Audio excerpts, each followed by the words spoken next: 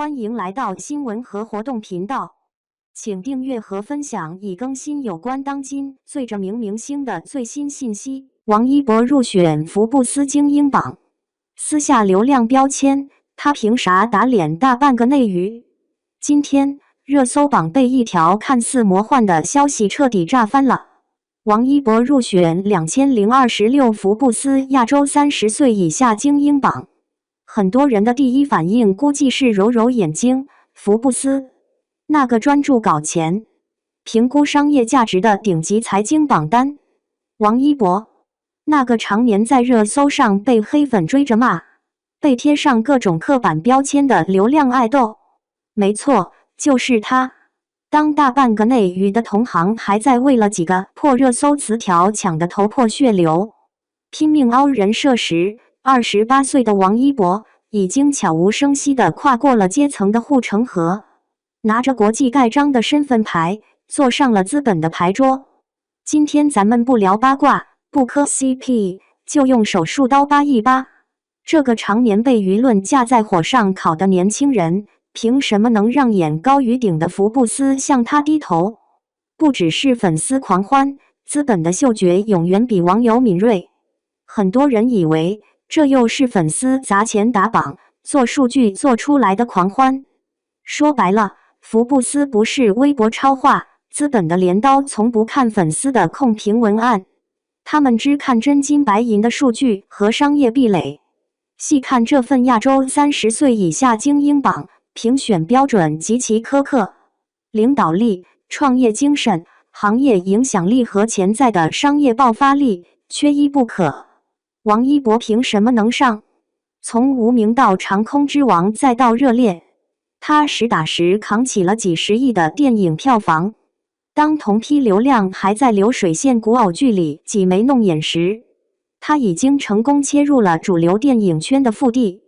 再加上他手里握着的一把顶级高奢代言，以及在街舞、摩托车等垂直领域的破圈影响力，在资本眼里，他早就不是一个单薄的明星，而是一个行走的、能持续造血的超级商业 IP。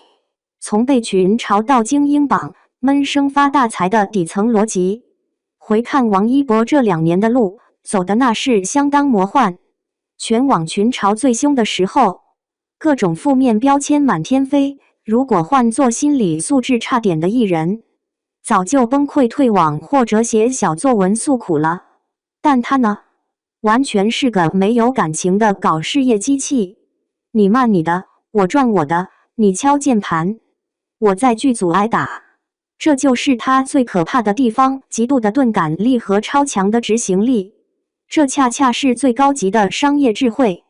他不跟舆论内耗，而是把所有精力投入到核心业务的拓展上，练台词，拍主旋律，深化在青年文化领域的商业版图。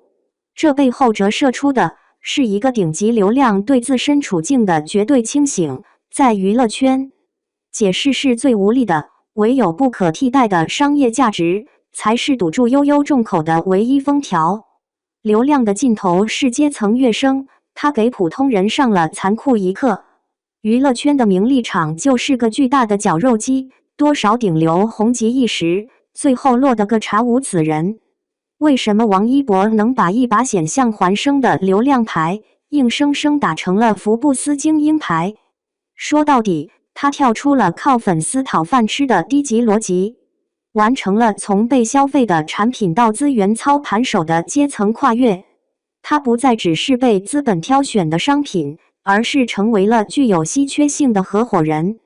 这给咱们普通人上了极为残酷又清醒的一课。在这个喧嚣的时代，千万别被外界的声音带偏节奏。你的精力在哪里，你的产出就在哪里。别人怎么评价你根本不重要，重要的是你有没有在骂声中悄悄筑起属于自己的核心护城河。当你强大到能够影响一个行业的利益格局时，那些曾经嘲笑你的人只能被迫仰望你。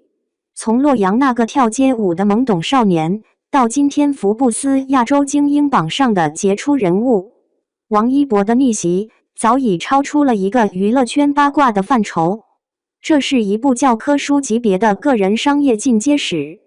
当繁华褪去，大浪淘沙，能留在这张残酷牌桌上的，永远是那些内核稳定、野心勃勃的实干家。